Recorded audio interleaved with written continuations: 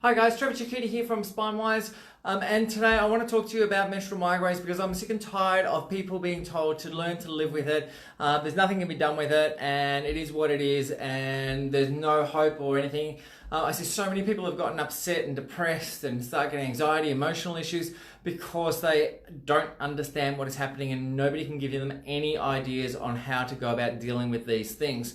And every single month they're just destroyed month after month after month after month. So I want to explain to you exactly how these things work and exactly what they are and give you a few tips that you can use to deal with it somewhat as well. Like always, as we go through, if you want to have any questions as we go, or just say hi, scream out, and make sure that I can see you. Otherwise, I can't see who I'm talking to. And it's always great to know that we are talking to somebody as well. Anyway, so menstrual migraines. So before we start talking about menstrual migraines, you need to understand what a migraine actually is, because it's a sensory problem. It's a processing problem within the brain and with the mechanisms that lead to the brain, especially what's known as the trigeminal system. So on the face, we have a nerve that comes out and basically supplies the face like this, called your trigeminal nerve. So what it basically is, if you imagine we've got our jaw coming through here. We have three branches that come out and supply our face. I can't see if we'll see that very well. Let's try in black. So we have these three branches that come out this way like this. And with those branches, what basically happens is they are hardwired directly into your flight or fight responses. The reason for that is the brain has a huge vested interest in the health of your face.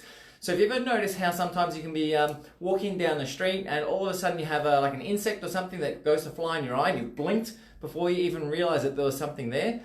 Part of that is because you're activating this system, which defends you and protects your face from everything that it possibly can. So going back 50,000 years or so ago when we last evolved, if you broke your jaw, you can't talk, you can't communicate, you can't eat, there literally is death at your door. So nowadays, I know it's a little bit different, but our systems are still evolved into that mechanism of way back when. So when this system gets wound up, the problem we have with it is the other end goes through your brainstem and then actually goes up and supplies all of the arteries in your brain itself. So when this system gets really wound up and gets heightened, the mechanism actually causes sensitization around this nerve, which is right on the artery, and the net result of that is you end up with an inflammatory process around the artery, and now the natural beating of blood going through that artery, you now start to feel. And this is our throbbing headache. Say hi if you're watching. Always good to see someone's watching. So now all of a sudden this natural throbbing that occurs in arteries anywhere around, basically you now start to sense. And this is a big problem. So one of the issues that we have with this is the more irritation we get to this complex, the more likely this is to occur. Now the thing with that though is that on the end of your nerves, we have little receptors, and on the trigeminal nerve, they're called the TRPS receptors. And they're kind of little dots that sit along the way. And these kind of act like taste buds, which are sensory input mechanisms and how the nerve actually senses what's going on in its environment. So if ever you had a toothache, remember the old wives' tale? They had a toothache and you put a little bit of clove on it and all of a sudden the toothache seems to disappear. What you're actually doing is stimulating some of these receptor sites, and the net result of stimulating the receptor sites, you're actually blocking pain receptors from the tooth into the brain itself. And this is how clove works, and it works really well.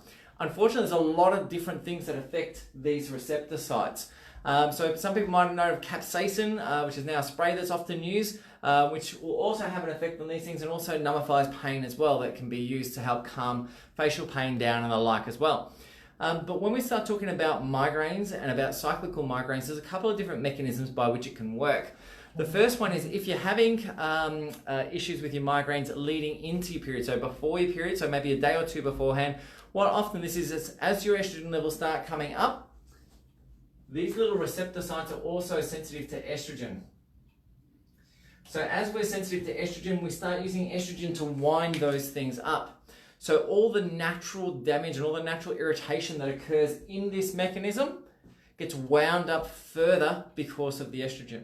So the hormones do not cause the migraine. I see all these people all the time trying to look at things, how can we reduce our migraine? How can we reduce our migraines by balancing our hormones and all these kind of things?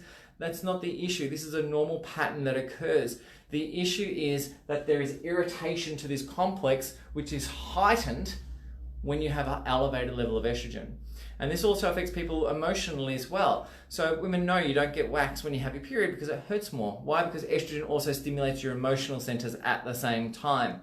So this is what we're seeing with this complex. So the purpose isn't to treat the hormone. The purpose is you need to go through and stabilize this mechanism to begin with.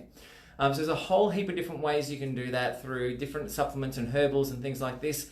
If you've got an elevated estrogen level, so if your estrogen levels are too high, and that's often due to stress hormones and the like, this can also drive this mechanism. The second issue that we see with this is changes in a hormone called prostaglandins.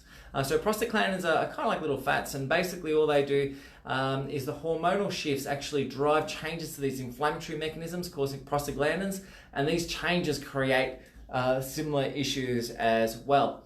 So the big one that tends to cause that is either when your progesterone levels are low or when we get a rapid drop in estrogen immediately after our period. And these are two big things that we can drive it. And there's a whole heap of hormones that we can do that. The big thing with this type of stuff though, and this is probably the most common one, the migraines that occur straight after you've got your period. The big thing about this is these stress hormones, or the stress hormones themselves I should say, are the precursors and directly affect your estrogen and progesterone ratios. And this is really, really important. So in these people, we need to get the stress mechanisms down. The number one way you can get your stress levels under control, we're not talking about emotional stuff here, we're talking about physiological stress, is routine. Especially morning routine, night routine, especially as it relates to going to bedtime and waking up time. The more consistent you can make them, the more likely you are to have the body adapt to that plan and the less stress you create on your system. And it's a stress that often drives estrogen and changes progesterone count. So we want to get on top of them. But in addition to that, make sure we're getting good recovery time, make sure we're getting enough sleep, and it needs to be quality sleep. Quality sleep is sleep that occurs earlier in the night, not later. If you get 5 hours, you'll feel a hell of a lot better if they go from 10 till 3 than if they go from 3 till 8 in the morning. So the earlier in the morning those hours are, early in the evening those hours are, the better. So if you're really struck for time and you need to get work done and you've just got to get this project done, you're stressed about your exams and you need to get that done. So what you basically want to do in those circumstances is get up earlier and go to bed earlier. You're going to be way more productive, your brain's going to be way more healthy, and you're going to create way less stress on the system. Anyway, if you have any questions with it all, just pop them down and I'll get back to you. Otherwise, have a great weekend, guys, and I'll catch you next week.